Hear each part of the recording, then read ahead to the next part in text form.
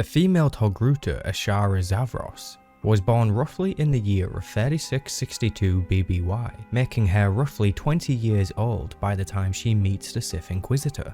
ASHARA was born on the capital world Coruscant. Her parents were both Jedi who clearly disobeyed the Jedi Code to have a child. Due to the ongoing Great Galactic War, during and after the birth, her parents had neglected the small girl because their presence was needed with the Jedi Order. Unfortunately, her parents were killed in the sacking of Coruscant when she was just 9 years old. The Jedi Masters, Ryan and Osera, adopted ASHARA after her parents' death, mostly due to the fact she showed signs of being Force sensitive. They felt it was best to take her in to be trained as a Jedi. Over the years, ASHARA grew into a capable young woman. Early into her training, she seemed to show much more potential than the other Padawans, but as she got older, her arrogance and her ability led to dead ends with her training. Although ASHARA was not the most powerful Jedi to exist, she was still able to overwhelm one of her masters during a sparring session. She chose to wield 2 lightsabers, one in each hand, meaning she was more than competent with the lightsaber form known as Jarakai. This was considered an aggressive form to use as a Jedi, and was traditionally only allowed by users who have considerable skill in combat. However, she severely struggled to practice patience. She saw the Empire continue to do cruel and horrible things. All the while the Jedi stand around and do nothing in fear of provoking another war.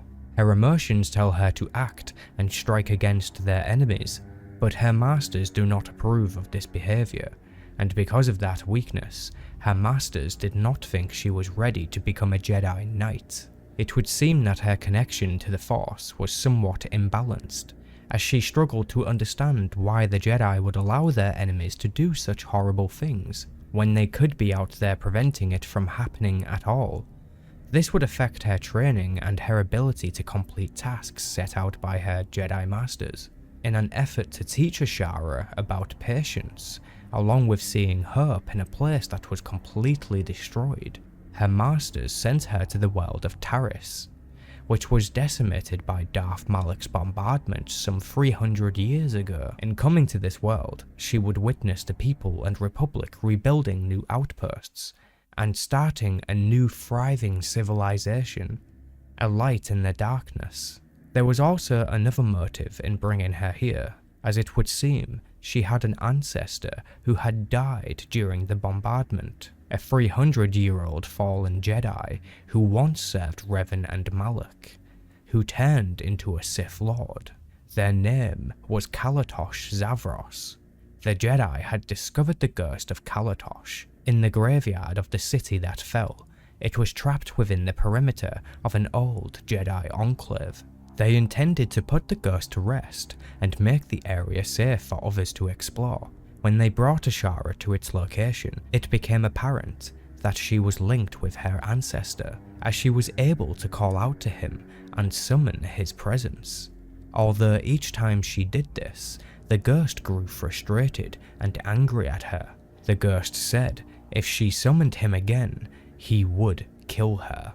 While the Jedi attempted to figure out the mystery of how to bring the ghost peace, a dark shadow loomed over ASHARA. A Sith Lord by the name of Kalig was seeking to consume the ghost and its power, and to get it to reveal itself, the Sith needed ASHARA's help. They stalk her, gather intel, then confront her. Given what they had learned, they found it easy to manipulate the young girl into betraying her masters. It is possible for ASHARA to be corrupted using words alone, which can eventually lead to a romance and marriage. But if the Sith Inquisitor chooses to torture her into submission, then the romance will not be possible. Despite the fact she does relent and see that she has no option but to join the Sith, she still holds true to her Jedi teachings and the Jedi Code.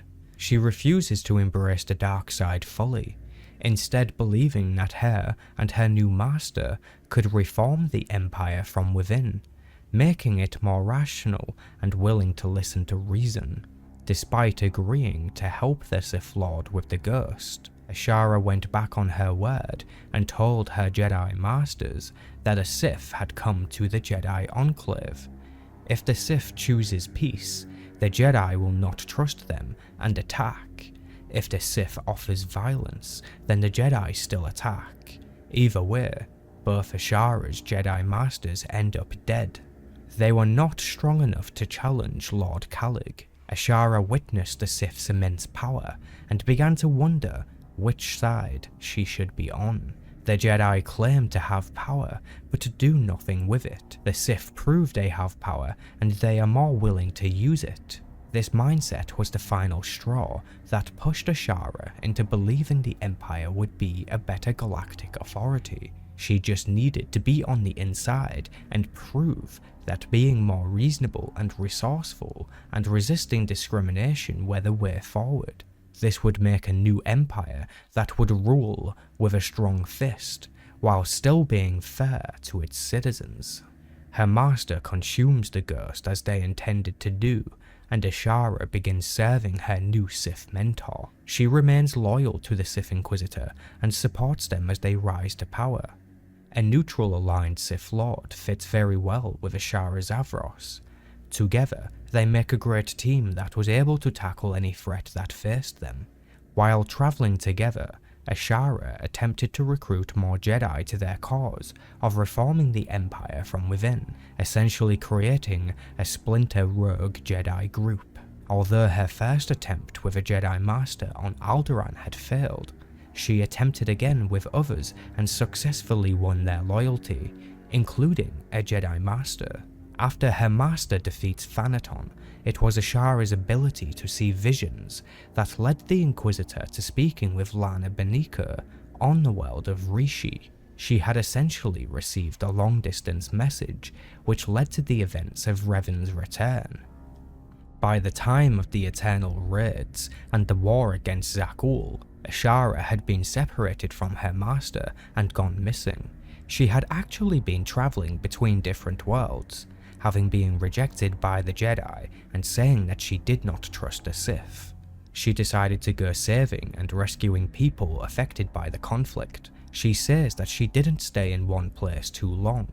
When she returned and reunited with her former master, the Sith Inquisitor, she further explains that she had to go on her own journey to find out who she is. The thought of continuing to serve underneath someone was not something she was fond of any longer. ASHARA wanted to be able to stand alongside her former master as an equal. She would willingly return if they accept her as equal. If they were previously romanced, then she will even confess that she still loves the Sith Lord. This is the happy ending, as she is still alive to this day and continues to stand alongside the Sith. However, if the Sith chooses to reject her offer of equality, she will not return to them and will even resist them if they attempt combat. ASHARA will then leave, never to be seen by the Sith again.